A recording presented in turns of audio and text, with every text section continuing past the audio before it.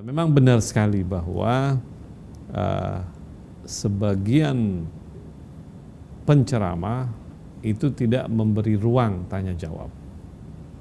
Apalagi kalau sudah di hadapan publik, di hadapan orang rame, ya. Acara Isra Mi'raj, acara misalnya Maulid Nabi, pengajian, khutbah Jumat dan sebagainya. Nah, saya pikir walaupun tidak dibuka ruang tanya jawab, Pak Hasan kalau memang ada pertanyaan yang perlu disampaikan, ya datangi aja sang penceramah itu. Datangi, kemudian tanyakan kepadanya tentang kebenaran sesuatu yang dia sampaikan tadi.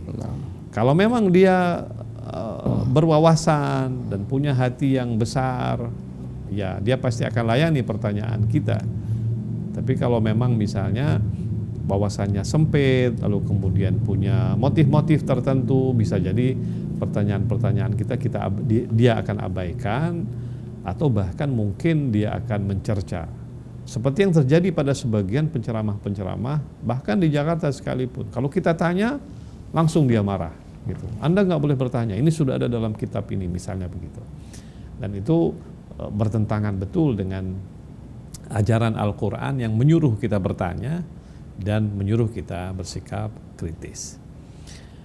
Kemudian batasan taqiyah dalam sholat fardu. Jadi sebetulnya tidak ada batasan, ya, batasan untuk orang yang bertaqiyah. Artinya kalau memang itu kita dalam keadaan taqiyah, maka sholat kita sah. Misalnya begini, Anda bertaqiyah, kemudian Anda sholatnya katakanlah sedekap, Anda sholatnya nggak pakai turba, itu sah. Tapi memang kalau misalnya orang sekitar Anda menerima Anda sholat tidak sedekap, tapi Anda paksakan sedekap, ya itu salah. Itu bertentangan dengan yang namanya batasan taqiyah seperti yang saya katakan tadi. Jadi sebetulnya batasan taqiyah itu sangat individual dan sangat relatif tergantung kondisi di mana kita berada. Misalnya gini, saya kalau di Mekah misalnya, saya sholatnya seperti biasa, seperti orang Syiah lainnya, sholat tangan tidak sedekap. Kenapa? Karena tidak ada masalah. Walaupun di sana Wahabi, tapi kan orang-orang Syiah yang sholat di sana sangat banyak. Tapi misalnya kalau saya sholat, misalnya saja, saya sholat di masjid dekat di sebuah tempat yang di sana banyak katakanlah orang-orang yang tidak faham apa itu Syiah. Bisa jadi kalau saya sholat tidak sedekap, saya lurus, saya bisa dicaci maki, saya bisa bahkan dituding-tuding, saya bahkan mungkin diperlakukan buruk. Nah, dalam kondisi seperti itu saya harus bertaqiyah.